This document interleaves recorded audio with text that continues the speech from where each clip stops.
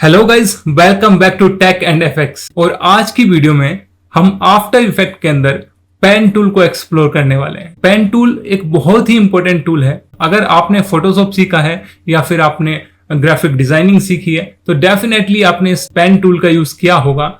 लेकिन फिर भी अगर आप आफ्टर इफेक्ट के लिए बिगिनर हो तो भी आपके लिए वीडियो बहुत इंपॉर्टेंट है। और आपने अगर फोटोशॉप या इलस्ट्रेटर में काम नहीं किया है तो फिर तो आपको ये वीडियो देखना ही चाहिए। और आपने अगर इस चैनल को अभी तक सब्सक्राइब नहीं किया है तो प्लीज इस चैनल को सब्सक्राइब करके हमको सपोर्ट करें ताकि हमको मोटिवेशन मिलता रहे और हम आपके लिए ऐसे ही इंफॉर्मेटिव वीडियोस लेकर आते रहें। सो चलिए गाइस, वीडियो को करते हैं स्टार्ट।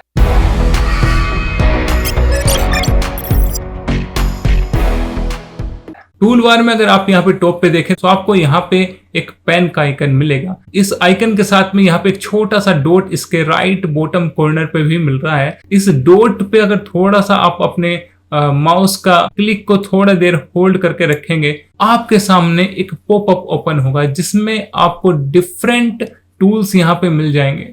मीन्स ये सब टूल्स एक ही आइकन के अंदर हैं। अगर सपोज मुझे यहाँ पे ऐड वर्टेक्स टूल यूज करना है लेकिन वो यहाँ पे मुझे सामने नहीं मिल रहा है तो उसके लिए क्या करना है, यहाँ पे जाके जस्ट आपको थोड़ा सा होल्ड करके रखना है और यहाँ पे ओपन हो जाएगा।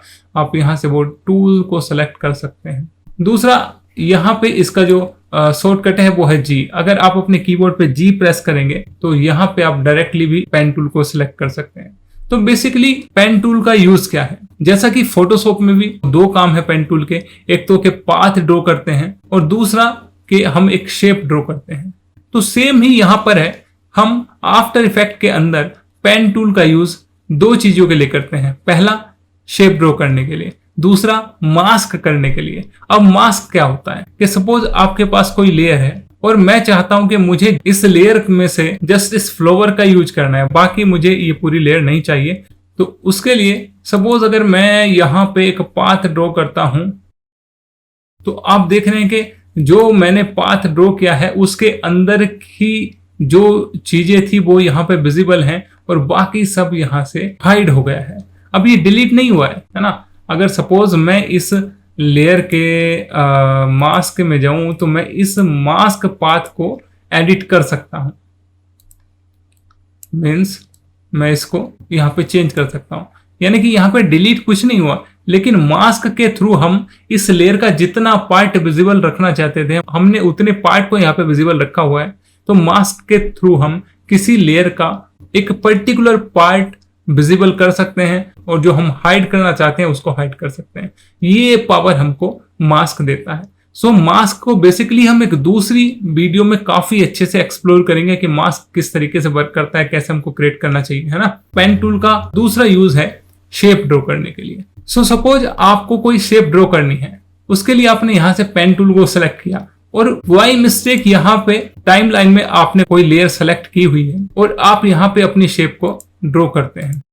तो ये शेप यहाँ पे ड्रॉ नहीं हुई है क्योंकि टाइमलाइन में आपने एक लेयर सेलेक्ट की हुई थी, तो ये इसने उस लेयर को मास्क कर दिया है। तो जब भी आप यहाँ पे कोई शेप ड्रॉ करना चाहते हैं तो मेक श्योर कि टाइमलाइन में कोई भी लेयर सेलेक्ट ना हो।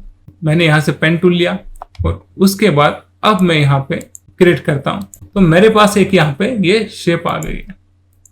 तो ये है मेरी शेप लेयर और अगर मैं इसको मास्क करना चाहता हूं तो मास्क करने के लिए ये यहाँ पे क्लिक किया और यहाँ पे मास्क हो गई।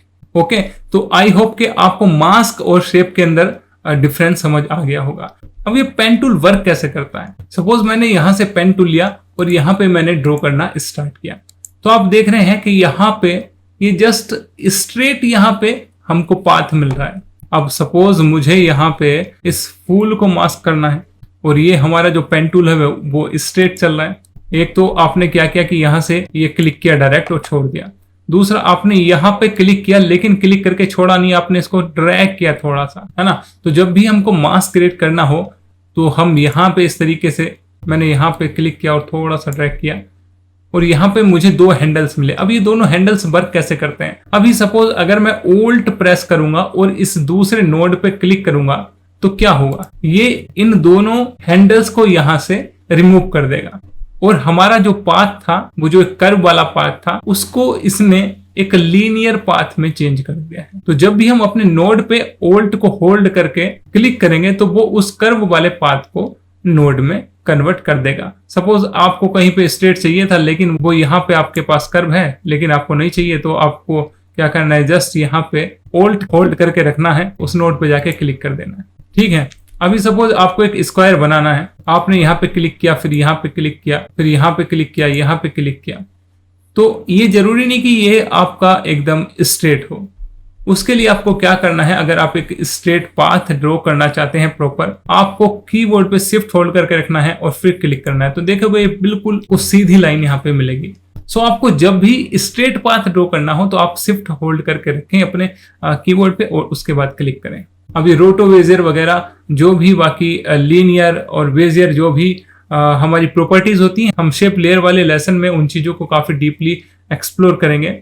अब इस पेन टूल में और भी कई टूल्स आपको मिलेंगे, जैसे कि एक है हमारा एड वर्टेक्स टूल। तो एड वर्टेक्स टूल का काम क्या होता है, सपोज आपके पास ये एक शेप है और आप इस शेप के पाथ में कोई एक वर्टेक्स ऐड करना चाहते हैं, कोई एक नोड ऐड करना चाहते हैं, तो आपने यहां से ऐड वर्टेक्स टूल लिया। जब आप इस पाथ पे जाके क्लिक करेंगे तो एक नोड यहाँ पे ऐड कर देगा। सो इस तरीके से आप इसका यूज कर सकते हैं। उसके बाद हमारे पास आता है यहाँ पे डिलीट वर्टेक्स टूल। अगर आपको यहां से कोई वर्टेक्स डिलीट करना है तो उसके लिए आप यहाँ पे जाके क्लिक कर सकते हैं। अब सपोज आपको इसमें से कोई एक नोड या कोई एक वर्टेक्स सेलेक्ट करना है, तो आप कैसे करेंगे, आपको नॉर्मली अपने कीबोर्ड पे कंट्रोल को होल्ड करके रखना है और आप देखेंगे कि आपका जो पेन टूल है वो कंट्रोल को होल्ड करते ही इस तरीके से सिलेक्शन टूल में कन्वर्ट हो जा रहा है और आपको यहां से ड्रैग करके उस पर्टिकुलर नोड को सेलेक्ट कर लेना है। उसके बाद यहाँ पे आपको मिलता है कन्वर्ट वर्टेक्स टूल। अब ये वर्टेक्स टूल क्या करता है, अभी आपका जो पाथ है वो लीनियर है, बिल्कुल सीधा है। अगर सपोज मैंने यहाँ पे इस नोड को सेलेक्ट किया था और मैं इसके ऊपर जाके यहाँ पे कन्वर्ट वर्टेक्स टूल से क्लिक करता हूं, तो आप देखना क्या होगा, यहाँ पे मेरे पास दो हैंडल्स आ गए हैं। मीन्स ये जो लीनियर पाथ था वो बेजियर में कन्वर्ट हो चुका है। अब मैं इन हैंडल्स को यूज करके इसको कर्व कर सकता हूं। अगर फिर से मैं सेम ही टूल से इस नोड पे जाके क्लिक कर दूं तो आप देखें क्या होगा, ये वापस से लीनियर में कन्वर्ट हो चुका है। इसके बाद हमारे पास आता है मास्क फेदर टूल। तो मैंने इस फ्लावर वाली लेयर पे एक मास्क यहाँ पे ड्रॉ किया है और मैंने यहां से अपने मास्क फेदर टूल को सेलेक्ट किया। यहाँ पे मैंने इस मास्क को सेलेक्ट किया। अब मैं जब इस मास्क पे इस टूल को लेके जाऊंगा और क्लिक करूंगा तो यहाँ पे देख रहे हैं कि आप यहाँ पे एक नोड बन गया है। अब मैं इस नोड को पकड़ के जब बाहर की तरफ खींचूंगा तो आपको यहाँ पे डिफरेंस समझ आ रहा होगा कि इसने इस मास्क के फेदर को यहाँ पे इंक्रीज कर दिया, बढ़ा दिया है। और साथ ही आप एक पाथ पे मल्टीपल नोड्स ऐड करके इसको अपनी आर्ट के साथ प्ले भी कर सकते हैं। मीन्स आप कुछ अट्रैक्टिव यहाँ पे कर सकते हैं।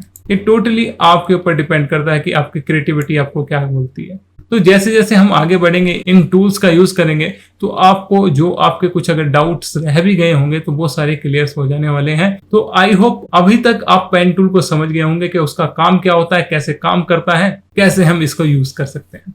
आने वाली वीडियोज में हम शेप लेयर और इनकी फंक्शनैलिटी को और थोड़ा सा डीपली पढ़ेंगे। आज की वीडियो में बस इतना ही। तो आपने अगर अभी तक इस चैनल को सब्सक्राइब नहीं किया है तो प्लीज इस चैनल को सब्सक्राइब करके हमको सपोर्ट करें, ताकि हमको मोटिवेशन मिलता रहे और हम आपके लिए ऐसे ही इंफॉर्मेटिव वीडियोस लेकर आते रहें। तो चलिए गाइज, मिलते हैं नेक्स्ट वीडियो में। तब तक के लिए बाय बाय, टेक केयर।